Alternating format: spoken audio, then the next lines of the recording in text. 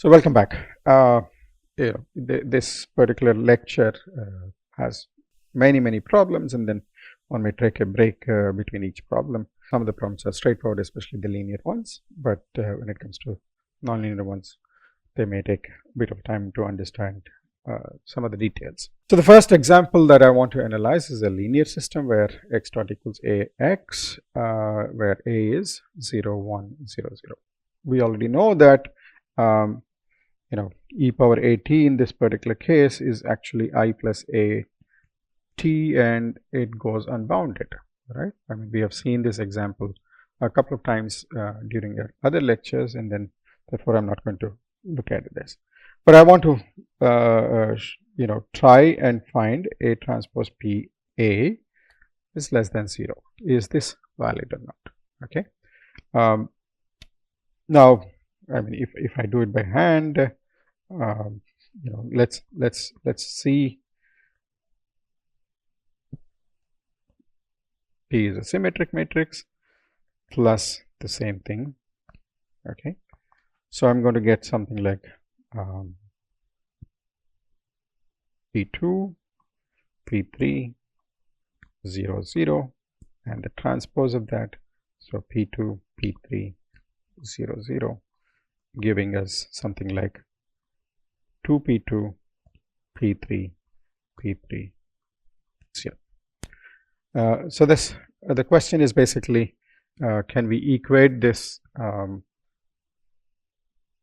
to so basically we want this to be, let's say, equated to minus identity. Okay,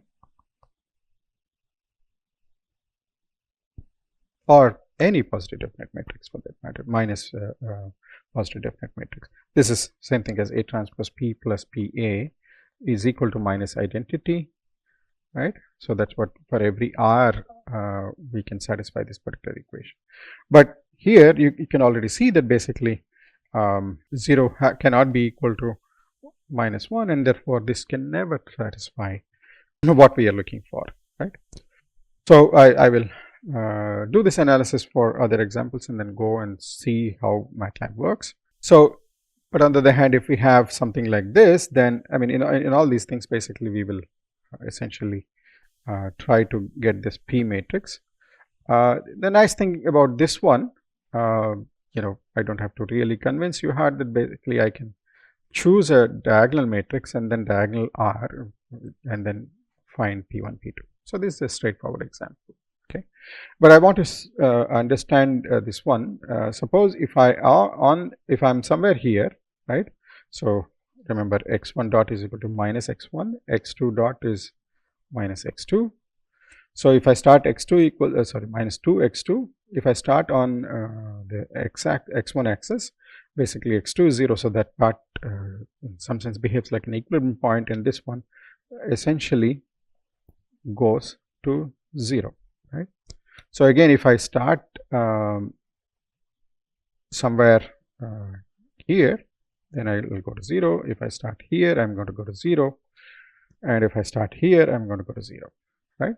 Now, if I start here, I'm going to approach this one faster than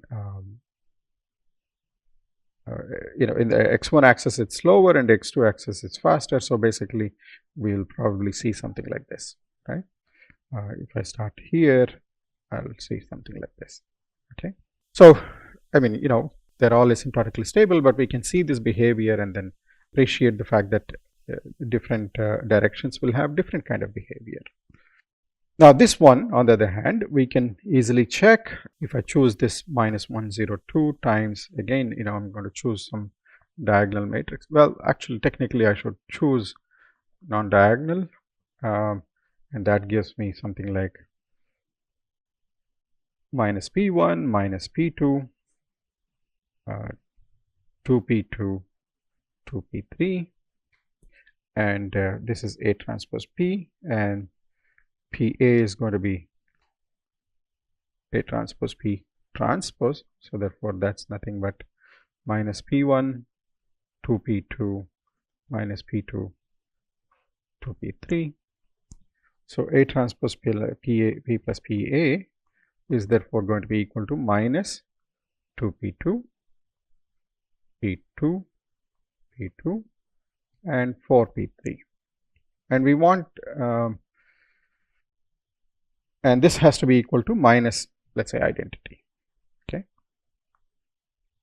and that concludes that p2 is going to be 0. So p2 is going to be 0, p1 is going to be half, and the problem is minus p3 is minus 1/4. Right? Now, why is that a problem? Well, if you actually analyze this, basically we will get half, 0, 0, minus 1/4, which is not positive definite. Right? One of the things that we require for a positive definite matrix in the 2 by 2 case, or in general, basically all the diagonal elements have to be positive, and then this is a contradiction. Okay, so therefore this particular system cannot be shown to be asymptotically stable, and we know very well that this is unstable. Right? So what about this? Again, if you actually do this, I'm going to do this A transpose P 1 minus 1 0 times P1, P2, P2, P3. I'm going to end up with P2, P3 here, minus P1, minus P2, and then PA is going to be transpose of that. So P2 minus P1, P3 minus P2. Right? So when I add them, we want this to be negative definite, so we'll get P 2p2, p3 minus p1, p3 minus p1, and minus 2p2. Right? We need not go further because these two have different signs. Unless their p2 is 0, we cannot achieve that, which is okay. But you know, can we get anything like this? But this has to be equal to minus. I mean, p2 cannot be 0. You know, contradiction, because we want this to be negative definite, and negative definite matrices, you know, all the diagonal elements have to be negative, right? So therefore, again, we cannot find a positive definite matrix for this P such that this is true. But if I wanted A transpose P plus PA is equal to 0, that's possible, right? That's possible. Let's see, P in this particular case, we had something like 2p2, p3 minus p1, p3 minus p1, and minus 2p2. And if we want it to be 0, then basically p2 is equal to 0, p1 is equal to p3 is equal to, let's say, 1. So that gives us p is equal to 1, 0, 0, 1. And we know that A is skew symmetric in this particular case. A is equal to 0, 1, minus 1, 0. So A transpose plus A is 0. So this actually tells us Lyapunov stability, right? I mean, this is something that we have seen. So if we can find a positive P such that A transpose P plus PA is equal to 0, then we can guarantee Lyapunov stability. But unfortunately, you know, the tests when it comes to finding a P such that this kind of a thing is true, then it becomes kind of difficult, and then, you know, MATLAB doesn't help. Okay, the last example, you know, is a positive example. I will briefly try and show the complexity here.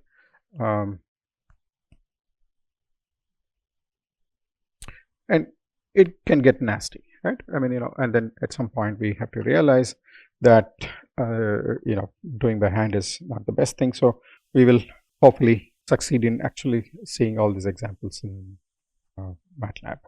Okay, so you know, this is one of those live scripts, and then basically I'll go through the program a little bit and then basically run this. You know, I made this A matrix as a global variable, essentially available for everywhere in the each function and things like that. First one is that nilpotent example, A equals 0, 1, 0, 0. We know that it is unbounded, and you know, this is a way to define your ODE, x dot equals AX, as you can see. And what I'm doing after that is basically doing this eigenvalue decomposition, and we can say something about that a little bit later. Determinant will shed some light, and then A times S is equal to SD is something that we always get, and we can do this Jordan decomposition. And then finally, this is where we need to understand very clearly. This is trying to basically see A transpose P plus PA whether it has a solution or not, right? Okay, so and then I will run through some phase plots and also finally see if we can solve the A transpose P plus PA plus identity is equal to 0, right? So for this example, what happens is you can try to do a eigenvalue decomposition, right? And we know that this particular matrix is 0, 1, 0, 0 is non-diagonalizable. It's the classic example of non-diagonalizable matrix. And what we end up with when we do eigenvalue decomposition, S, the SD, S inverse part, S will not be invertible. So that's what it's showing. Absolute value of determinant of S is basically some very small number, which is essentially 0, right? But A times S is equal to SD. I mean, that's not going to change. So that's just a confirmation. I'm going to keep repeating it, but it doesn't do much other than confirming what we know. The Jordan decomposition, on the other hand, you will have S times J times S inverse, where J is a Jordan block, and is in this particular case, as you can see, it is the original matrix. And when we substitute in this Lyapunov inequality, can we find a positive definite matrix P such that A transpose P plus PA? Maybe I'll spend a little bit of a few seconds in terms of how one sets up this thing.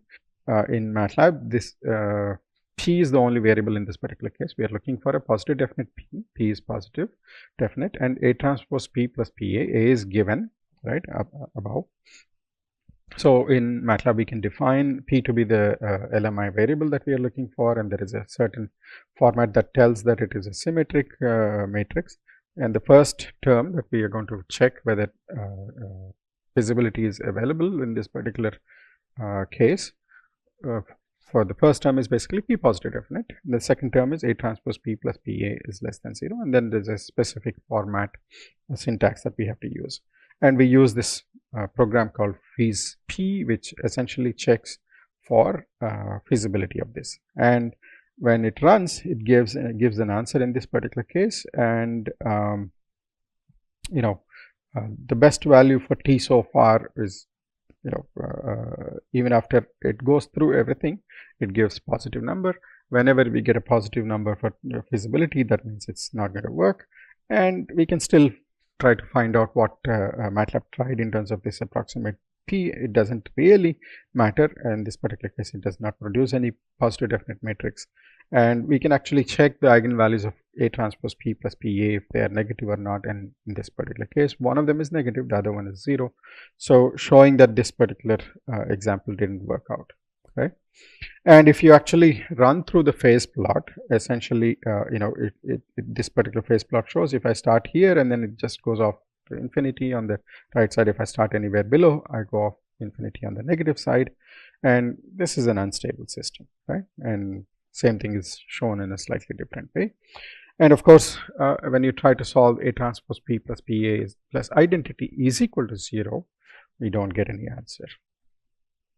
So that's the first example. Yeah, the second example is a very simple example, the diagonal matrix. And this is in fact SDS inverse, where S is identity. So that's what we see. Well, actually we don't, where S is something else because it's flipped the eigenvalues of -1, -2 up and down. That's a choice that one can take. And the Jordan decomposition in this particular case will give again the original S equals identity. So though the original matrix itself, S equals S1 is equal to identity, is valid, MATLAB sometimes has its own way of putting these things together, slightly different, but otherwise in this particular case, Jordan and diagonal decomposition should have been same if we pick the order of the eigenvalues to be consistent with each other, right? So therefore, we should be able to find a solution to LMI inequality, and the feasibility is -0.7. As long as T is this feasibility test is such that some parameter t is there. If it is negative, that means there is a feasible solution, otherwise no. So in this particular case, we can find feasibility, and eventually when I normalize p, it gives some 1 and 0, 0, 0.5, some diagonal matrix. And the phase plot shows that wherever you start, you go to the origin, right? So the same thing is shown in the time plot. You start somewhere and you approach 0. The nice thing is eventually, finally, this command LYAP essentially solves A transpose P plus PA plus R is equal to 0, and R I'm choosing it to be identity for all these examples, and it gives some answer which happens to be diagonal and also positive definite. How do I know it is positive definite? By checking the eigenvalues, right? It has to be symmetric, and then eigenvalues both are positive, right? So that's the second example. So the third example is where it's still diagonal, but one of them is positive. So therefore, the decompositions do not shed much light. I mean, it's the same thing, but we shouldn't be able to solve this particular problem. And as you can clearly see, t is never going to be positive, and then we'll end up with some crazy p where one of the diagonal terms is practically 0, and it becomes useless at that particular time to see some of these aspects. Once we don't have infeasibility, we shouldn't be checking actually A transpose P plus PA whether it's negative or not, and things like that, because P itself is not positive definite. This phase plot shows that basically wherever you start, you go unbounded, unless if you start on the x0 axis. If you start on the x0 axis, if you start here, if you pretty much approach the 0, right? Same thing is shown in the time plot, and then of course the Lyapunov function will be actually A transpose PA plus PA plus P. A transpose P plus PA plus identity can be solved in this particular case, except P won't be positive definite, which is what we are seeing, right? There's an interesting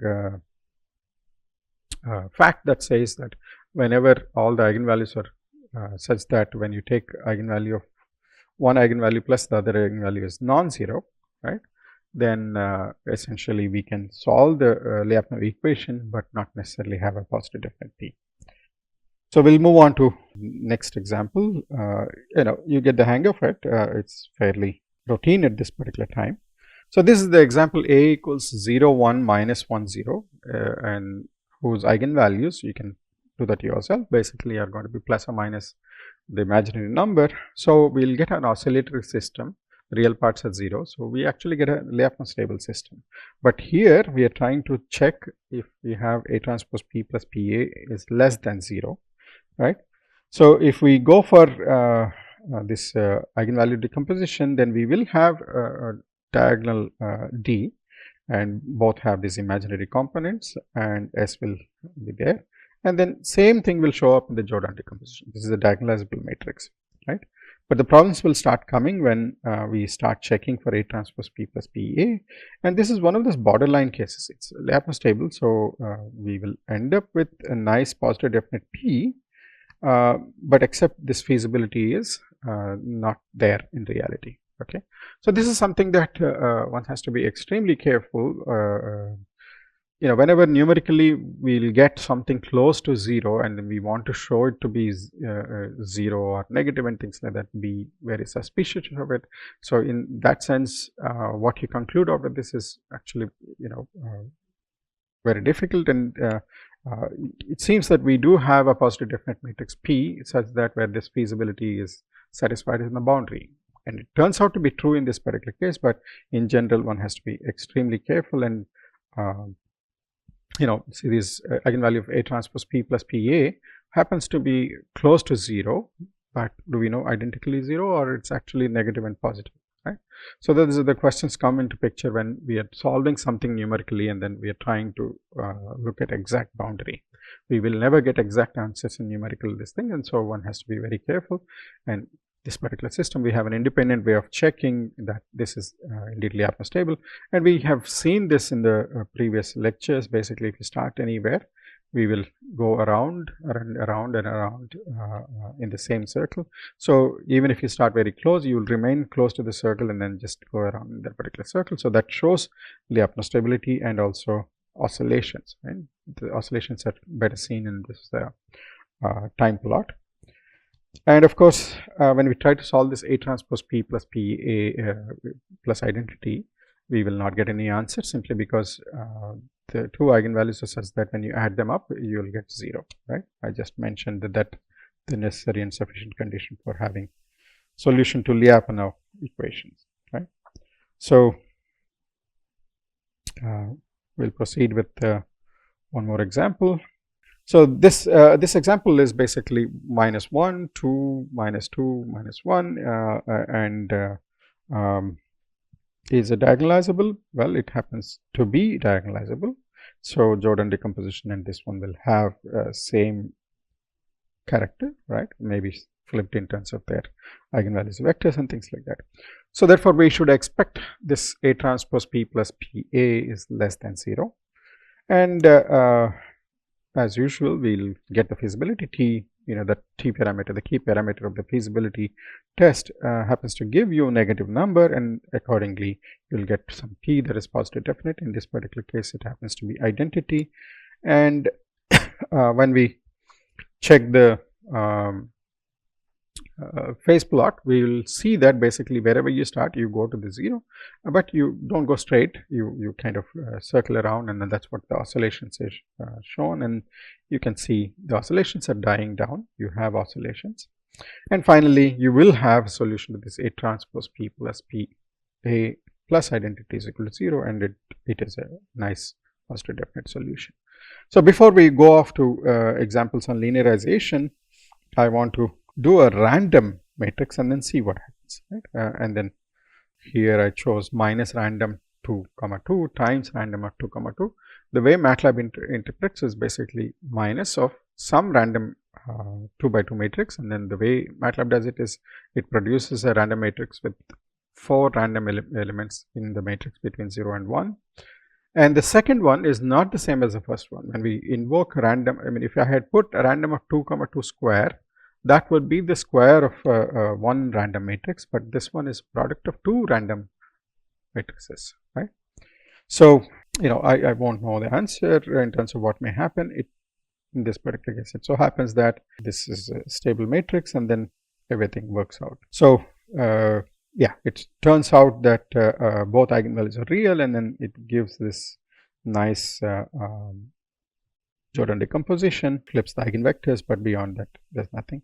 So you'll have feasibility, T happens to be negative, and when you get a P, it'll look very strange because this is a very complicated example. It's not one of those nice examples that constructed by hand, and you get all the nice checks, and you happen to show that this system is stable, and you'll see that the Lyapunov equation also has a solution. And I urge you to basically check some examples like that, perhaps minus random plus random, and see what happens and things like that, or 10 times random of 2, 2. There could be many different possibilities. An interesting question, therefore, is basically if I pick a random matrix which has positive elements between 0 and 1, and another random matrix with positive elements between 0 and 1, if I multiply and then put a minus in front, does it always produce a stable matrix, right? So that is something that I'll leave it up to you in terms of thinking at a later time, right? So these are the set of linear examples, and we will see in the next session basically the linearization examples, couple of them, to see how it works.